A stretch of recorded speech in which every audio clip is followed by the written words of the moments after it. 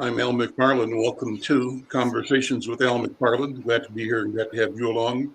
My friend and colleague Yusuf Mjini is here. Yusuf, how you doing, man? Very good, brother. Yourself? And Tyrone is here. Tyrone, how are you? Can you hear me? Oh, you know what? I don't have my headsets on. I can hear you fine now. Right now. Tyrone, can you hear the audio? 1 second.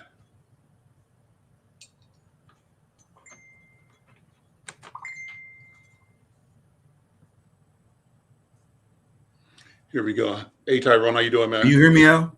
Yeah, I hear you. And Yusuf, I hear you as well. I didn't have my I can't hear on. you. You can't hear me? Yusuf, do you hear me? Yeah, fine. Oh, Loud and clear. Great. Tyrone, how about now?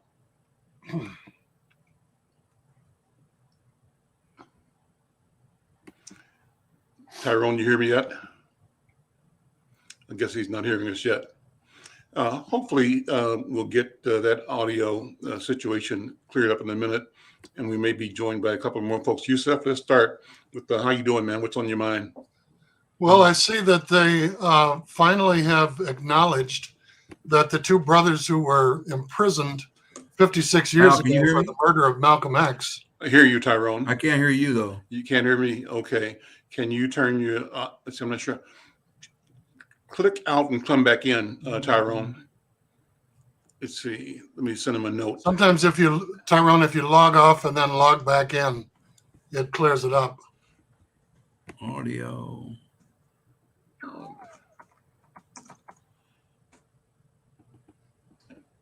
I put a note in the text, Tyrone, for you to log off and log back in. That might bring your, get your sound up the proper way. But I know you're not hearing what I'm saying. So Yusuf, go ahead. I put a note in the chat. He might get that and he might not. Or AZ, if you can contact him. There we go. Yeah, go ahead.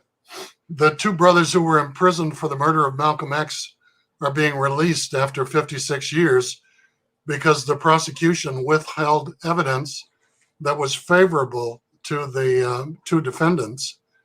And interesting that it took the Innocence Project 2 years of review and a total of 56 years. These brothers have declared their innocence ever since, 1965 when the incident occurred.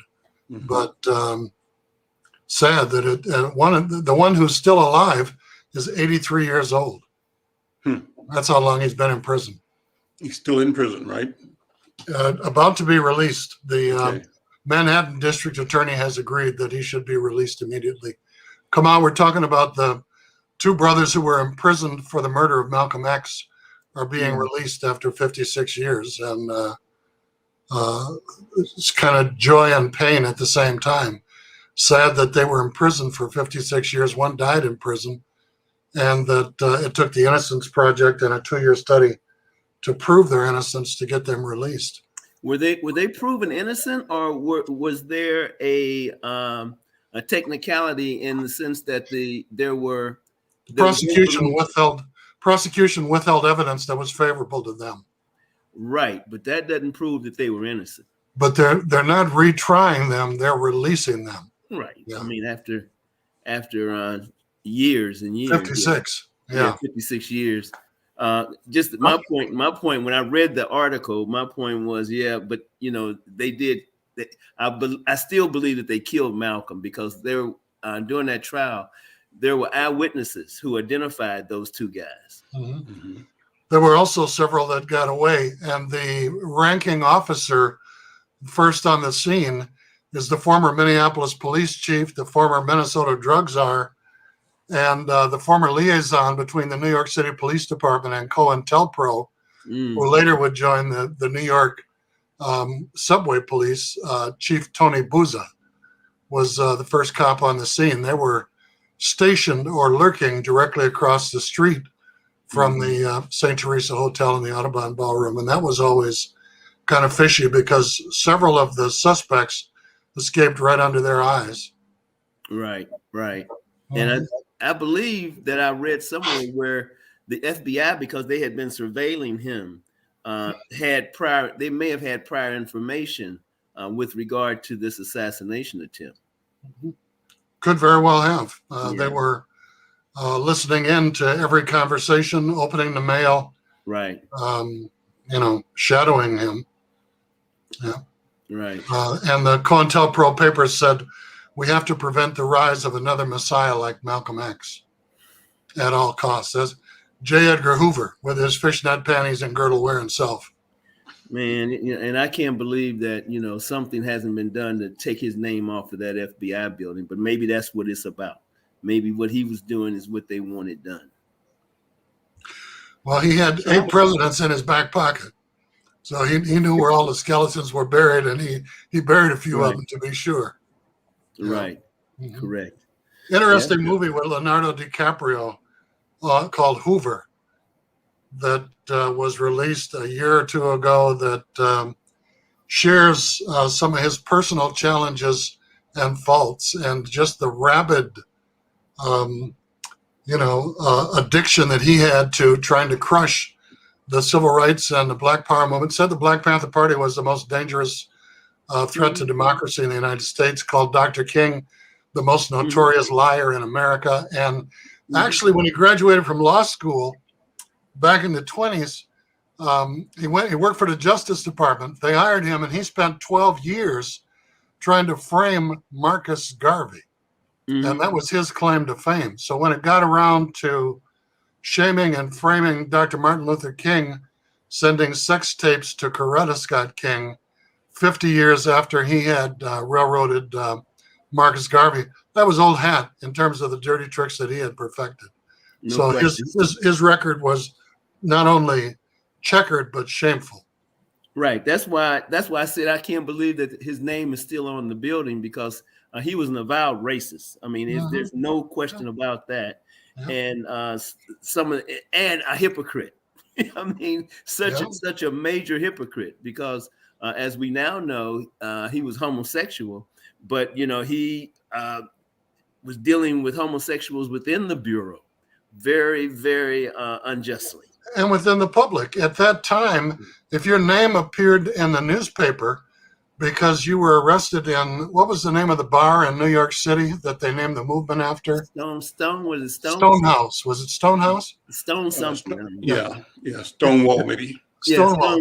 Yeah. Mm-hmm. If your name was listed in the paper as one of the people arrested in a raid at that bar, a gay bar, you immediately lost your job the next day. Yeah. Okay. Yeah. Without any recourse or question. And he was hell on the gay community. He was hell on the civil rights community. He was hell on the, remember the FBI raided every Black Panther headquarters in the country on the same day at the same hour. I was living in Los Angeles at the time, and the Pacifica radio station carried the siege and the attack live for 8 hours. And then, the murder of Fred Hampton in Chicago. Now, the FBI had their hand all over the debate and the firefight between us and the Black Panthers, and did everything in their power to destroy any attempt at civil rights or legislation resulting in liberation for the African American community. In terms of who murdered Malcolm X, I think the jury will be out for a long time in terms of who orchestrated it, who ordered it, and who carried it out. And there have been several books written with various treatises on, and in fact, there's a documentary on Netflix called Who Killed Malcolm X by a brother who spent the last 27 years investigating Malcolm's assassination, who uncovered evidence of his own. It's kind of a noir documentary that he produced and starred in himself, but some of the information is credible. And again, it was a tragedy any way you look at it, regardless of guilt. Set us back years in terms of the freedom struggle in this country. Right. Yeah. Al, have we spoke about these trials, these 2 trials that are going on?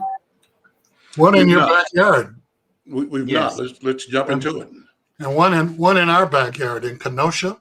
Yeah. And then the Aubrey trial down in Georgia, Right. where they had a police officer testify the other day that he was in a vacant property or a house under construction, Right. and that he had planned to warn him. They're pulling out all the stops to try and demonize this brother, aren't they? Which one? Aubrey? Aubrey, yeah. Yeah. But you know, the defense attorney, man, he is really showing you know, who he is. You know, he tried to move to get He's the one who said no more black preachers in the courtroom. correct. And he's asking, he has a motion pending now because Jesse Jackson was there. He has a motion pending for not a dismissal, but a mistrial because Jesse Jackson showed up. So, After Al Sharpton. Yeah. And Al Sharpton was there earlier, and that's when he first did that. But it appears to me that the state of Georgia is really trying to convict this guy, convict these guys. They initially the initial district attorney who looked at it and didn't do anything about it, they got rid of her.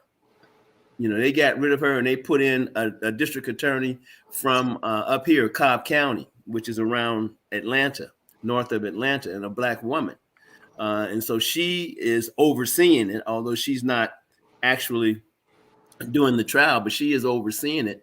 And the judge has seemed to have some very fair rulings, as opposed to the judge in Wisconsin. You know, I just heard before this program, I just heard that he's put out any reporter from NSNBC. Is that what it is? MSNBC. Yeah, he's disallowed that station to be in the courtroom because there was an independent guy who was trying to work for NSNBC who followed the bus last night. So the bus with the jury on it. Mm-hmm. So that was sufficient. But that judge has really made some horrendous rulings from the fact that, you know, you couldn't call the murder victims. You know, he said that they were rioters, and you know, yeah, that was horrible. Is the judge a Tommy Thompson appointee? I don't know. Yeah. What does it tell you? I mean, what does it mean about the atmosphere that we're operating in now, particularly in these two courts, Kamal? I was looking at, I think, a story I have coming up on Insight, next week's paper, is a story about the judge who was fired from his job. I forget which town it's in, for saying that Rodney King got what he deserved. Called King a thug and a hooligan, and saying, you know, that's exactly what he ought to have gotten, as killed, murdered.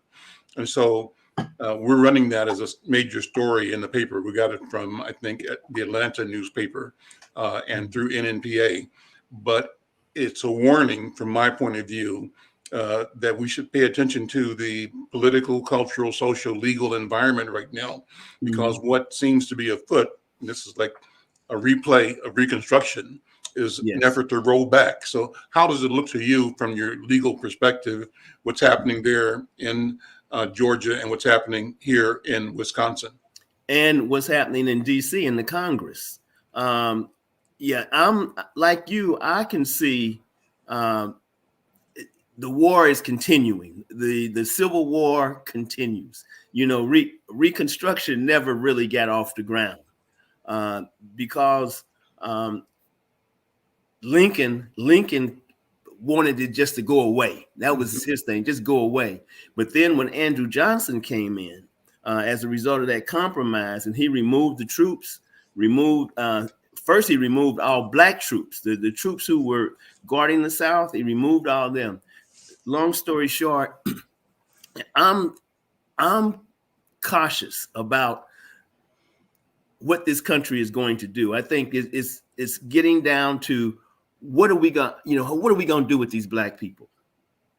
You know, and there's a group out there, there's a segment of people out there, and this congressman who did the animated show of him killing one of the AOC. one of the progressive congresswomen. You know, they slapped him on the hand. They're slapping these people on the hand who went into the Capitol building. And at the same time, they're trying to remove the committee participation of the Republicans who voted for the infrastructure bill. Yes. So, I mean, it's getting to be kind of blatant. It's getting to be really blatant what they want. And I just don't know how to respond. I guess you fight it at every instance. Here in Georgia, one of the counties that swung the election for Biden turned Democratic. And it went from being a white dominated county with the politicians in 2 elections to now it's black dominated. And so the Republican state senator from that district from that county has introduced legislation in the state house that would increase the number of politicians, commissioners, and really dilute the black vote. I mean, just obvious move. Now he had to withdraw that, but when he withdrew that legislation last week, he said it's coming back in January. I'm going to redo it in January. So I think that it's getting really right down to what is this country going to do. And it's also a reminder that 74 million people voted for the least qualified presidential candidate, and that many believe that since Derek Chauvin has been convicted in the murder of George Floyd, that there's no need to do anything else to appease black people. Okay, that what we thought was a wind at our back has basically turned out to be a fart.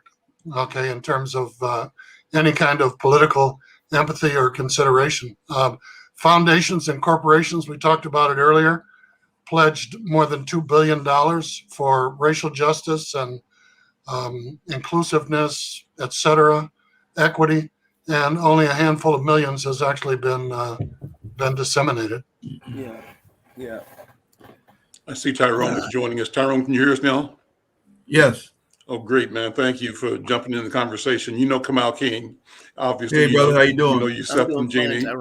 Yes, sir. How you doing, brother? Good, thank you.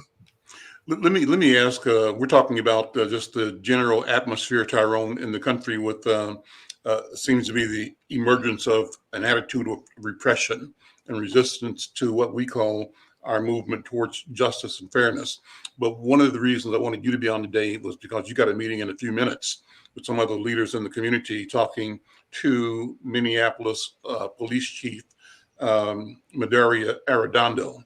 And you shared a note via text early this morning that said Medaria is considering whether he should continue as the chief of the Minneapolis Police Department or, and it didn't really say what, but I wanted you to talk about the context of that email and the intent of the meeting that you and others are going to be having in an hour or so over at Zion Baptist Church in North Minneapolis, in which the police chief will be there to listen and respond and what the feeling is. So Tyrone, give us some background and welcome, brother. Good to see you again. Oh, always, Al. Yeah, so we've been meeting with the chief probably for the last year and a half, maybe 2 years. At one point, probably twice a month at Zion, just in more to keep update on what was going on with Chauvin trial, the unrest at that time in Minneapolis. And probably the last 6 months, 8 months to a year has been just to provide support to the chief, let him know that he's got the backing of the community in terms of all this talk at one time about dismantling and no police and black folks overwhelmingly want police. We just want good policing. We want transformation and transparency, but black folks have never said we do not want the police. We just want to be treated the same way white folks are when they get stopped, with respect, dignity, We want criminals in our community arrested, given a fair trial, and dealt with. But to say have no policing is unrealistic. And then when you have a chief like Chief Arredondo, who born and raised in Minneapolis, has been part of the community forever, has not altered or changed his stance on policing. And actually, when Chief McManus was here and was chief, he talked about that someday Arredondo would be chief. He talked about it. And as you remember, Al, probably about 10 years ago, Arredondo sued MPD in the city for discrimination and won. And so this brother's been a fighter, but we're going to today basically just tell him we don't need him to step. This is the wrong time to step down. We do not need a dude chief right now. If he goes into another year, maybe 2 years, and then we just lost our chief as well in St. Paul in terms of Chief Axtell. And so the only good thing that could come out of this would be to bring Arredondo over here and make him our chief. But other than that, brother, we cannot afford to lose this brother at this time. We need him more than ever to be the leader and to be the head of the Minneapolis Police Department.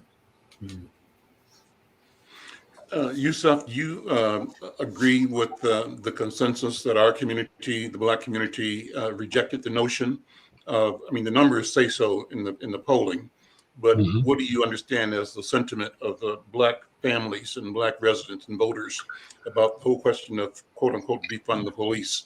What do you think? And Kamal, how did it appear to you from where you stand? The primary issue with the referendum was the language, because people opposed to it captured the notion of defund the police, and people believed it meant fire the police, get rid of the police, hire some new, unknown, uncharacterized or planned department. And when you look at the African American community, it's the low income community. There's poverty. There's a higher than average crime rate. And I think that African American families want public safety. They want safe communities. And they were not in favor of the mischaracterization. I think defund the police meant reform the police departments and how staff are allocated for other than emergency or law enforcement issues. But the way it was characterized was, we're going to fire all the police and get rid of them altogether. And even Chief Arredondo came out in a public service announcement and encouraged people to vote against it. So I think that Black people support public safety. They want to live in safe communities.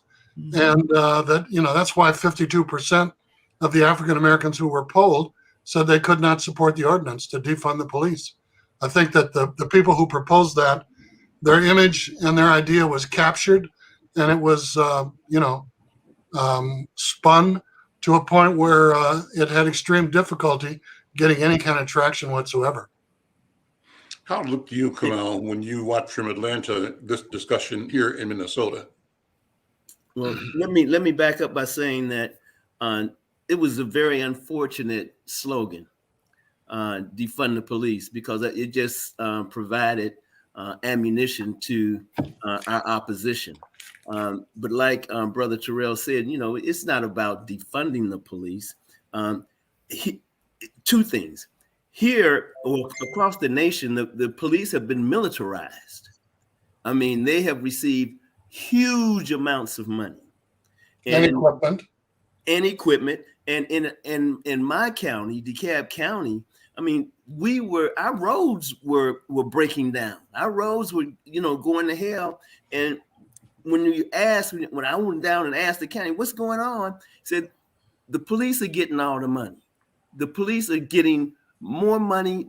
They have their own cars. They have a car that they drive and a car that they park in front of a police car that they park in front of their homes, and all this ammunition. So that thing about defund the police, it was unfortunate that they said defund it, but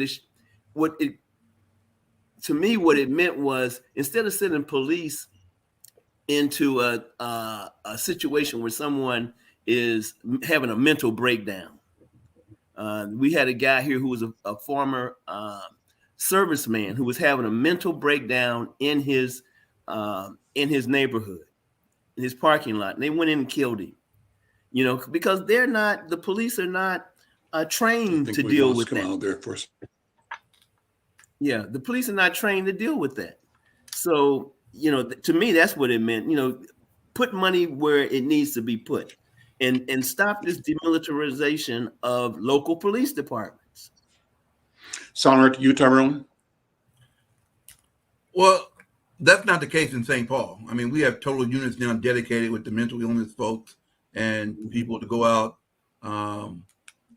with regular cops, but there also are police officers who do the approach that brother's talking about. Is this a recent development, or has it been this way for years? No, it's been in the last probably 2-3 years, maybe a little longer, that we've had that unit. It came after a young Hispanic brother was, I don't know if you remember this, was shot over on Plato and Wabasha for throwing rocks at people's cars at the Holiday Station, and he should not have been shot. And when we met with the family, which was pretty much all undocumented, said, do not let us bury our loved one. But they begged us not to, no press, no nothing. They said not going to bring him back, but we'll get all of them deported. Mm-hmm. And they were between a rock and a hard place. But that young man, and he was throwing some pretty big rock, but a rock versus a bullet. You got shields, you got masks, you had tasers at the time, a number of things. Everything. You know, 5 of them could have rushed him. 2 of them could have rushed him and taken him down. And it's just too often that we just don't get the same treatment as white people. I tell the chief all the time, on our cars, we have trusted service with respect. But I said the last part you left off, for white people, and that white people get service. We get policing, and we're trying to get that, move away from that. And we have moved a great deal of that in St. Paul. Do we have a lot of work to do? Yes. But sending just mental health workers out is dangerous. It's extremely dangerous. Mm-hmm. We removed SROs from our schools, school resource officers. We now have school liaison officers. I think 6 of them are in the hospital right now in St. Paul from being attacked and beat up by students.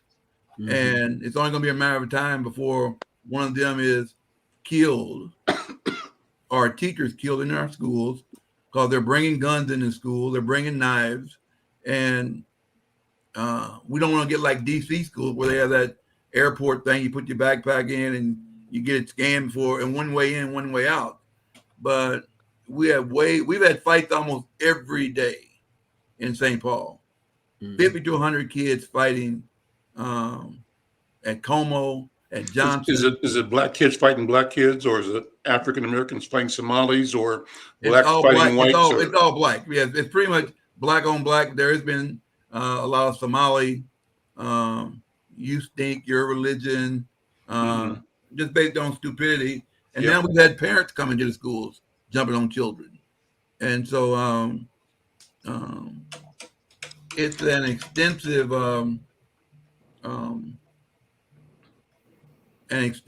outbreak in our schools. I mean, and these SLOs are good, but they're not prepared or in a position to do anything.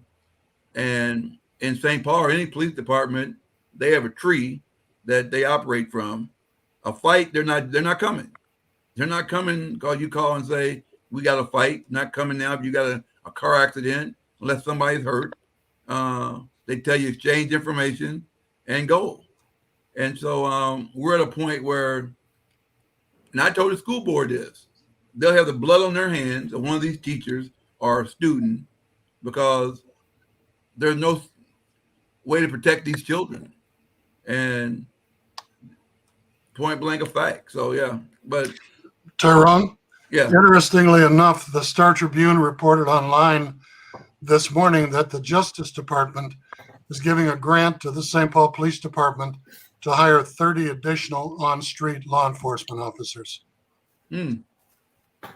Jerry McAfee is here. Reverend McAfee, good afternoon, brother. Good to see you. You were on the front line in trying to sort of bring clarity on the safety interest and the safety position of Black families in North Minneapolis. And what we've been talking about, Brother Jerry, is, what the outcome has been with the rejection of question 2 on the ballot, the defund the police rejection. Speak to that if you would. And then I wanted to come out and talk about this.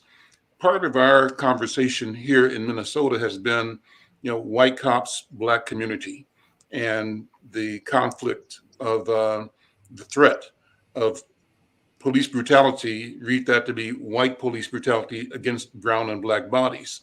But does it change, Kamal King, in a city like Atlanta, where the police force is Black? And the people in our community are the people in our community. But Reverend McAfee, jump in, if you would. Good to see you, man. You as well. Well, one, I don't care what color they are if the system is messed up from Jump Street. And in many times the system is messed up from jump. That's why some of the things that we're trying to get done at the poll level, that's happening. One good thing, we never stopped working, and with the unity and community group that was part of the initial federal mediation team. Mm-hmm. I've been meeting for a year and a half, and so we got a meeting last week with Attorney General Ellison, Jeremiah, and some of the other people who was on the other side, as a way of trying to pull everybody together as we move forward in dealing with this. Because as we've said, the problem with what the yes people wanted, other than the fact that they don't know our people nor our community, you wanted us to make a move without a plan. You don't get it, which is the epitome of disrespect as far as I'm concerned. And so what we've been doing, I think at the time that Ryback removed the city from the mediation agreement, after 5 years of deliberation, they had came up with 130 things to work on. So what we have under the direction of Pastor Bethel, Al, Spike, Aura, Farhia, brother named Wang, a plethora of people, is updating it, looking at it, and then allowing the yes side take a peek at it to see what they think, add something to it, take something away, as a way of first steps. Because the reality is, and I know that something gonna go down. There's way too many issues that happen in our community, not to think that the police and Black folk ain't gonna come, in contact with each other. And so that's one of the things that we're working on. And then the other thing that we've done since the election is trying to see where the mayor is headed in reference to the Office of Violence Prevention and some of these other things that have. He's frozen. It was. Yeah. I'm frozen. No, we got you. Go ahead. Okay, somebody was trying to call me. And so we've been making, having conversation with the mayor as well to see what direction he's going to take. And we've always had, Tyrone was talking about sending counselors out. Most of the people who talk that stuff, they ain't never been out in a crime scene. I'll guarantee you they haven't. Because if they did, they'll know, like we know, there is no counselor unless he or she is from the hood is going to run up in all of that. It just ain't going to happen. Now, we go, and we've been doing it for quite some time, but it's not something that they ever funded. We get called by either Rondo or Charlie Adams all the time. Reb, can y'all run interference and go do that? Reverend Patterson, them over there right now, do the same thing with 21 Days of Peace, as well as some of the other groups in St. Paul. One of the things that they were talking about, we already been doing, but they never supported. And so, we've got at Zion Baptist Church, Pastor Heron and Dr. Asia King, a trauma center. staffed by licensed psychiatrists and psychologists. So the very things that they talk about, we already doing. And if they would have taken the time to ask what's really going on in the community, then they would know. But they didn't know. And I'll say this, I'll stop. One of the ladies from Isaiah at the meeting made the suggestion that she didn't know how she could work with us. Well, I don't care, to be honest with you. I just want to know how white folk keep trying to set the tone for black folk and then go get black folk to be their front people. That's an insult. So we already working, and make no mistake about it, we didn't lose, we won. Mm-hmm. Question that I bring up all the time, Reverend McAfee. I say that too often we get the misery, they get the money. Our misery ends up being an industry for the exploitation and for personal and wealth creation in the white nonprofit sector and in the business sector as well. And so too often, I guess I was encouraged a little bit behind the incident last week on West Broadway, where I think We Push for Peace members showed up and stood up to apprehend the white guy that killed a black guy who was witnessing a road rage incident.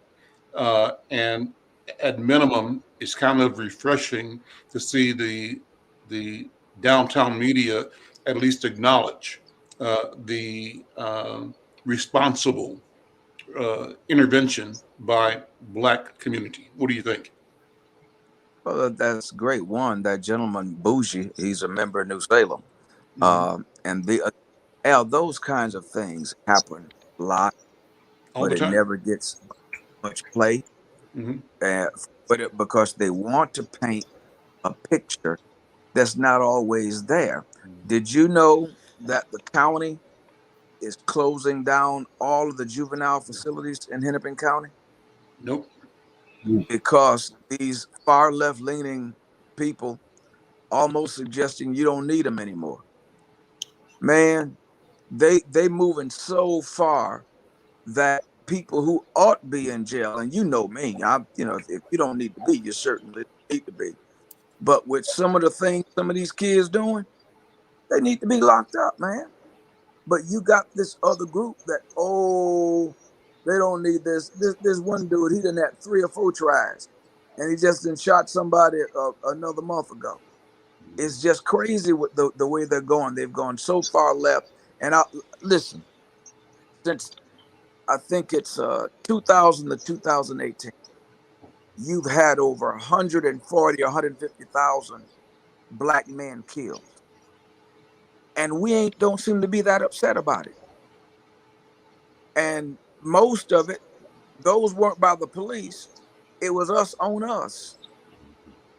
And I'm just wondering, are these people in cahoots? Because how does a person, I can see you getting one gun charge, getting a slap on the hand, getting out. But how you getting 2 and 3? And one dude, he actually used the gun and got out. Something rotten in Denmark. Yeah. I don't think that it's a culture. The police they have a culture there.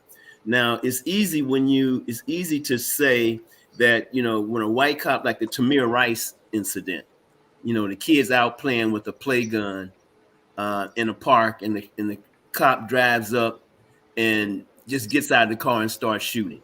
7 seconds. Yeah, I mean that's pretty clear that that's racism involved in that. I believe that there are also black cops who buy into, and here in Atlanta, here in the Atlanta region, there are black cops who have been accused of beating and going overboard, with regard to black people. Mm-hmm. So some of this is cultural. We also have to take a look at ourselves. And I don't, man, well, another thing, the system that Brother McPhee was speaking of, when guys are allowed out of jail over and over again, and they're committing the same crime. I mean, not the same crime, but they're committing continuous crimes. Felonies. Yeah, and they let them out. So that's part of the issue too. And then the last part of the issue is our respect for each other. Black lives don't matter to us, it appears. Yes, sir. So Yes, sir. you got a triple whammy going on.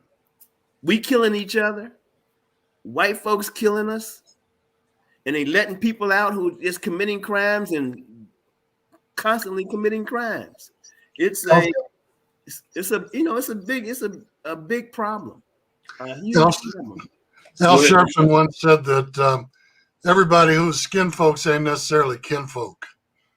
And I think that we extend too much generosity on occasion in identifying with people, particularly wrongdoers, simply because they're Black, as though that grants them a pass or some extended privilege and freedom.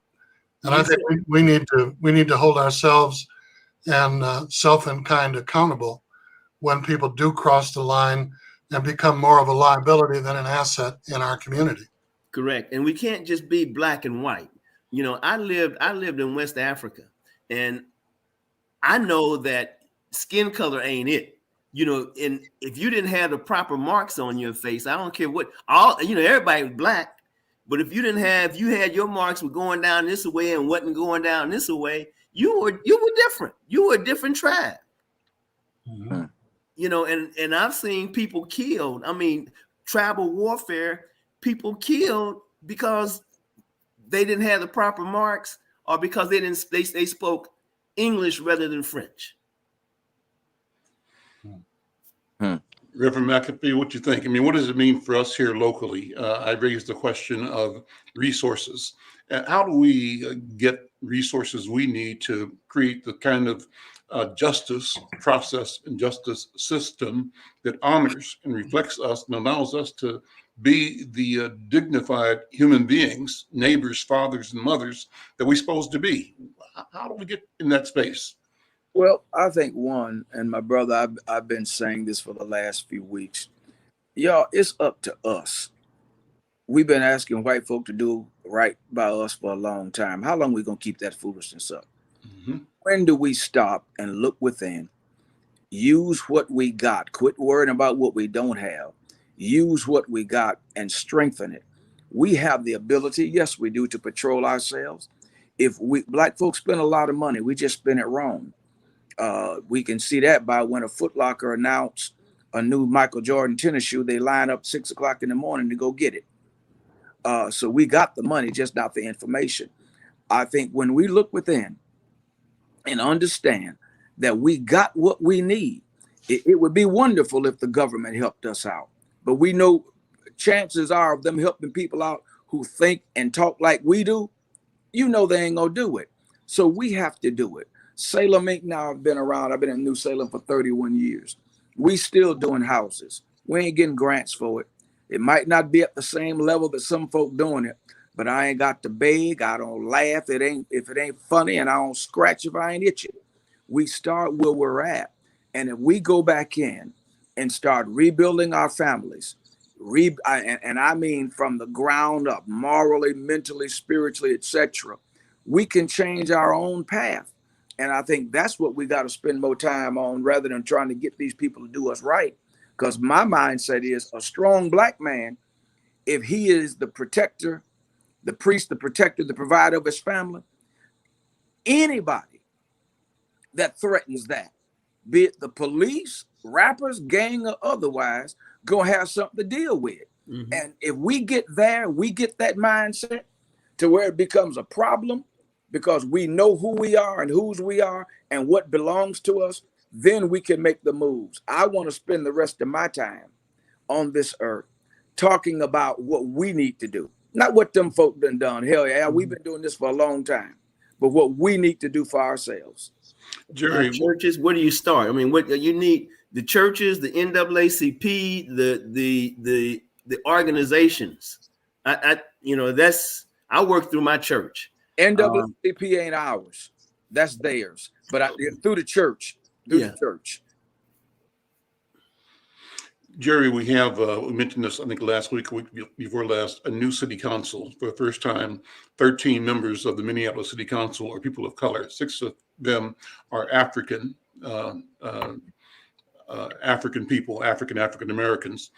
What do you see as the opportunity for the community to continue to press, to demand resources or support for the things that we are doing to create our capability? What do you think? Well, we should always create the demand, especially because we pay a lot of taxes. Mm-hmm. But let's be clear, historically, other ethnicities ain't paid us much attention. Let's just be real clear on that. Be it Ilhan or any other rest of them, they use us, and white folk use them because we don't always get out and vote like we should. But that's why they're dealing with them. But we still outvote them. So I don't have no expectations out of them, and I'm very optimistic. I'm just not optimistic with them. I'm gonna put my bet on what we're trying to do. Yusuf, what do you think? Mm-hmm. Well, I think we need to educate, we need to organize, we need to agitate, and we need to litigate, Al. You know, I mean, we do have rights.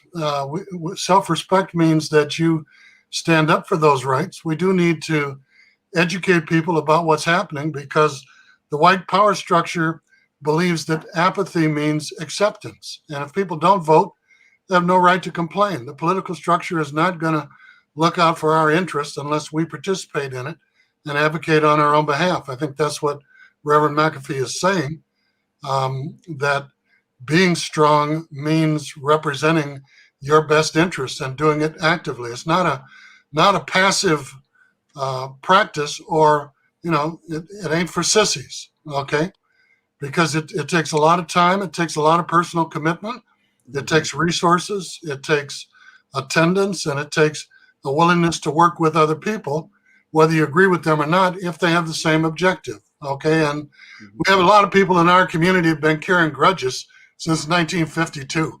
They refuse to speak or work or relate or support or respect one another. And, you know, that's some minstrelsy as far as I'm concerned. You know, that's way back in the 19th century. It ain't time for that.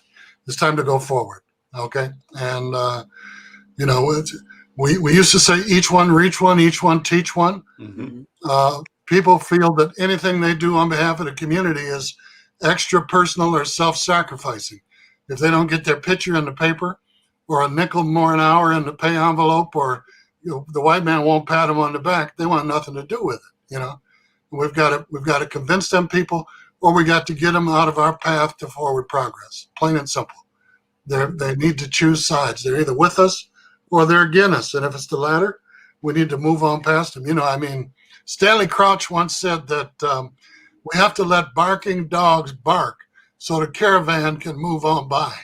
And a lot of times those distractions and those naysayers can suck all the energy out of what people are trying to do for self, you know, and we've got to let them barking dogs bark and just move past them or move over them on the way to freedom, because they're still waiting for the mailman every day to put freedom in the mailbox. They're still waiting for somebody to send them a check that they didn't earn or deserve.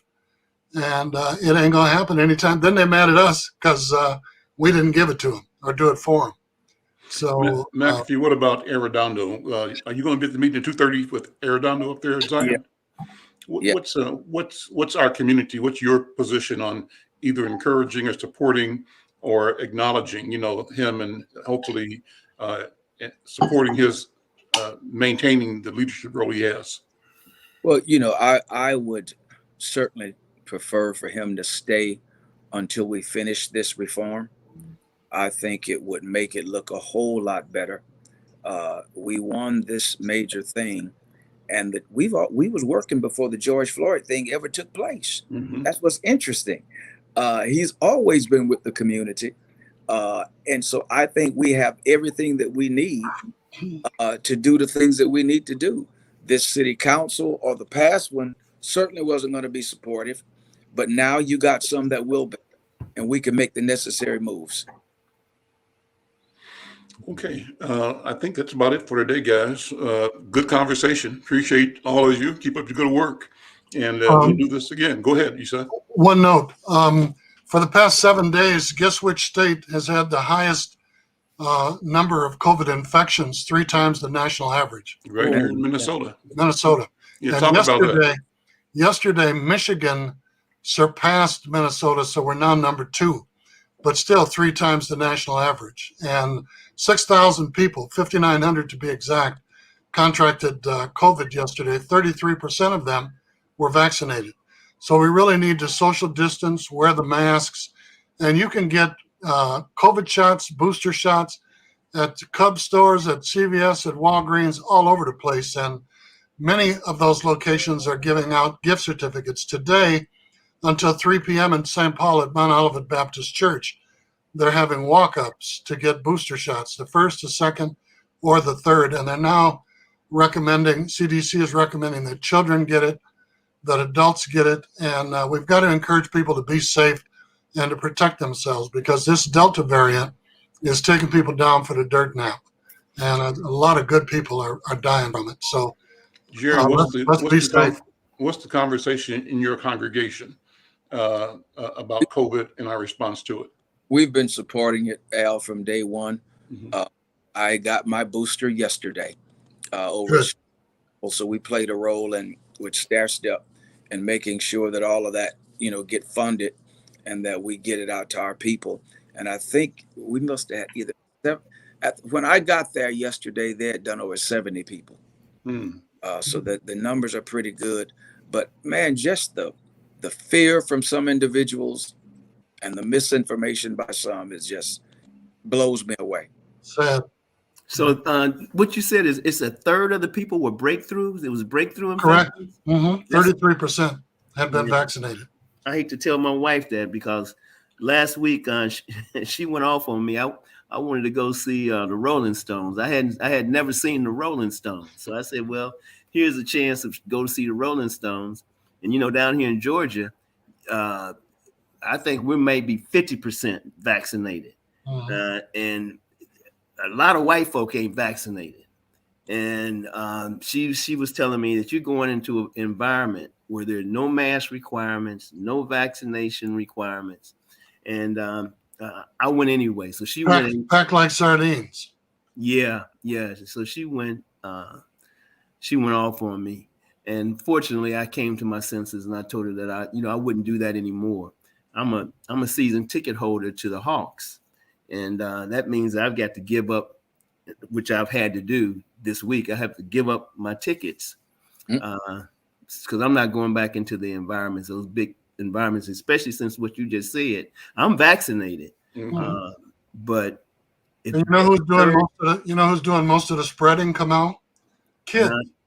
Kids. Yeah, because they're the most unvaccinated. So they they're picking up the Delta variant in school or the mall and spreading it like crazy. So we need to get the kids vaccinated too. Yep. All right.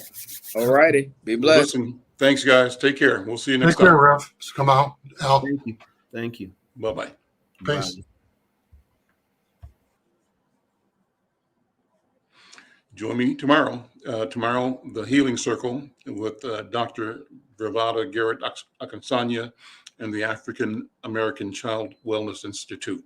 I'm Al McFarlane. We'll see you later. Take care. Bye-bye.